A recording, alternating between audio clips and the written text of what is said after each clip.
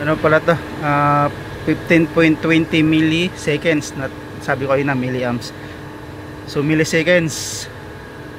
So nakakuha tayo ng 3,900 mahigit RPM.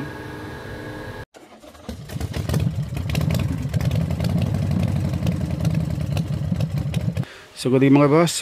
Meron tayo itong FG Crosser. So yung unit na to. Bali ang complaint nito, ang issue nito ay engine low power daw. So bali wala siyang engine light. Yan, wala siyang engine light. Pero sabi daw ay engine low power ang kinaka-complain.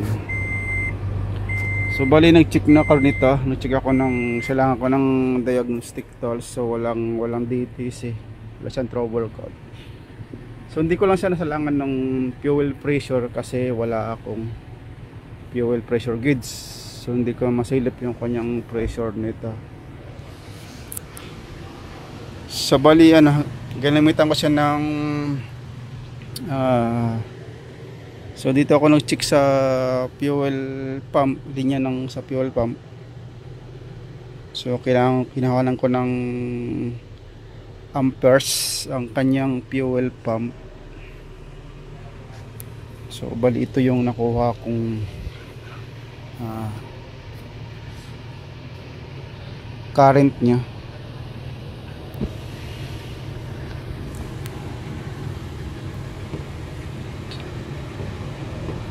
So balita, ito yung nakuha ang current ko sa fuel pump nya.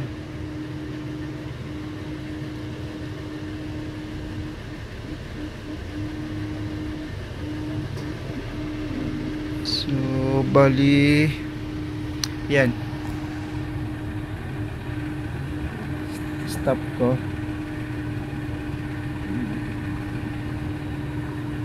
Yan so may mataas, yan na may mababa.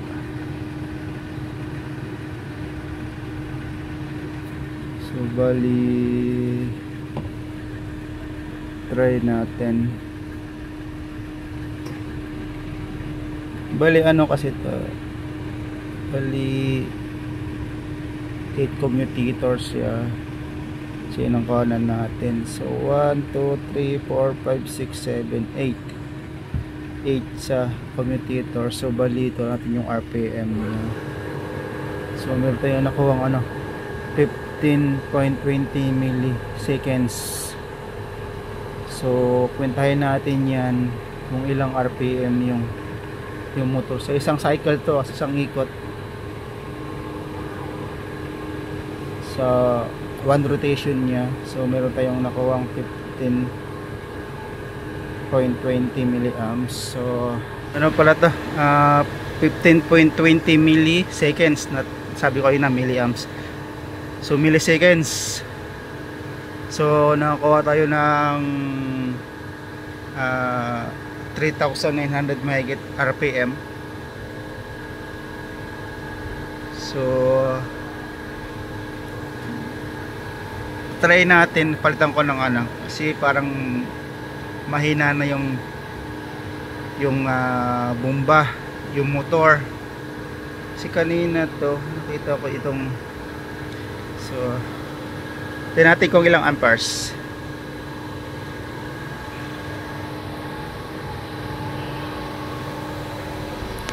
So switch off. So naka-switch off.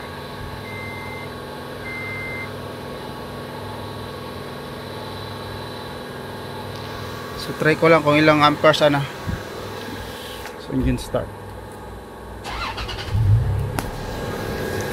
So ayan. Switch off engine. So bali ito lang siya. So nasa maximum ay 1.42 amps.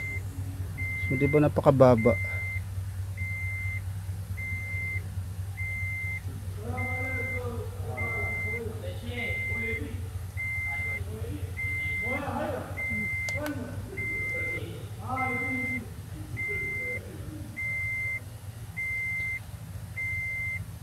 So ano, 1.420 lang.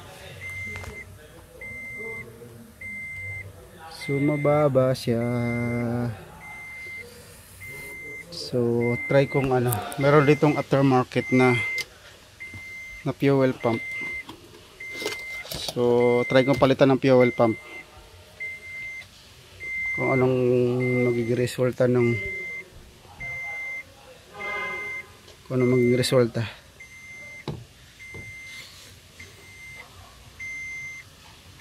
start ko ulit.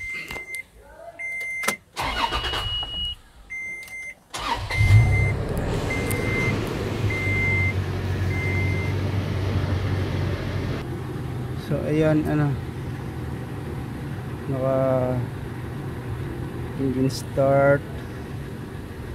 So ayan, tingnan natin mamaya pagkatapos kong palitan ng fuel pump, ng aftermarket na fuel pump, kung maganda yung resulta ng current na yan. So bali ito, nababa ko na yung tank eh. So napulag ko na yung fuel pump. Yan, wala na yung tanki nya, nandun yung fuel tank. Yan. So mukhang napalitan na rin ng fuel pump. So ito yung pamalit natin. Yan. So po, alisin ko muna to. So mukhang ito yung mukhang napalitan na ng motor lang din ang pinalit. So green, so pareho lang din ng brand nitong ipapalit ko, saka yung nakakabit. So try natin, mukhang mahinang klase itong green na brand na to, kasi yung nakakabit green din eh, Green Japan. So pati yung filter madumi na. So kakabit ko muna, saka mamaya ulit update ko kayo pag naibalik ko na, pag na-check natin. Nakabit ko na yung yung fuel tank. So bago na yung nakakabit na fuel pump doon. So try kong paanda rin. Lang ito, medyo long cranking lang ito kasi wala pang laman yung mga tubo ng gasolina sa fuel line. So, engine start.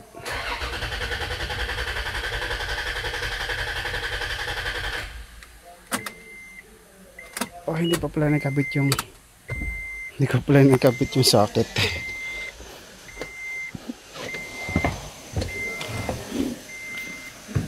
pala nakabit yung wire socket.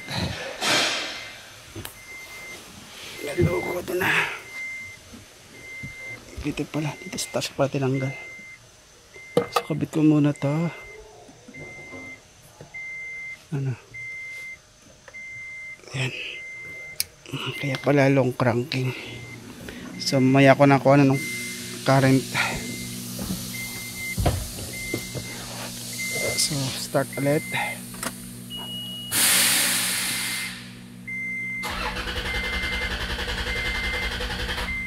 Long cranking.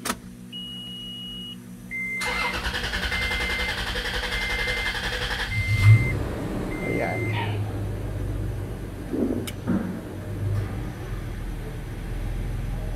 So long cranking siya.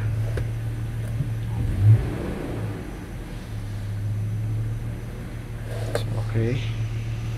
So kuhanan ko ng reading yung fuel pump. So balito na yung kuha natin sa bagong fuel pump.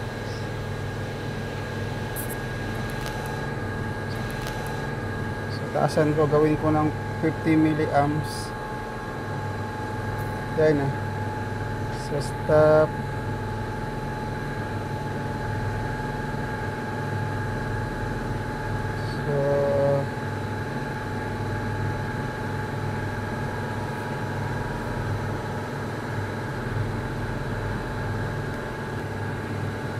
dito 1212 tayo.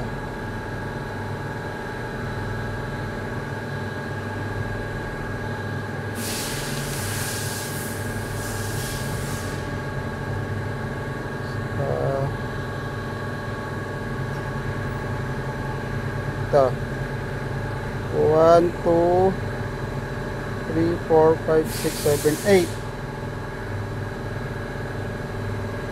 13.30 milliseconds. So mayroon ng pagbabago, ano kanina, ano yan eh, ating ibalik sa 100.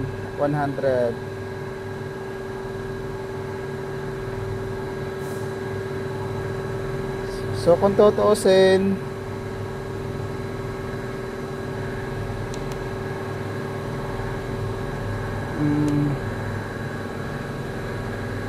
pwede yung kuha dito, malit na to.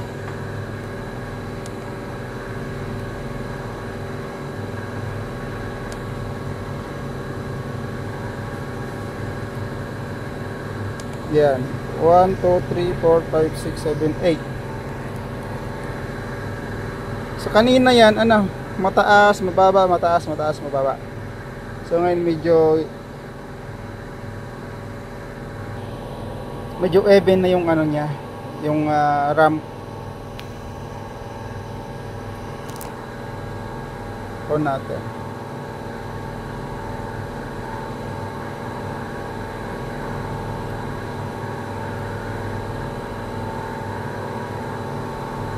So okay na.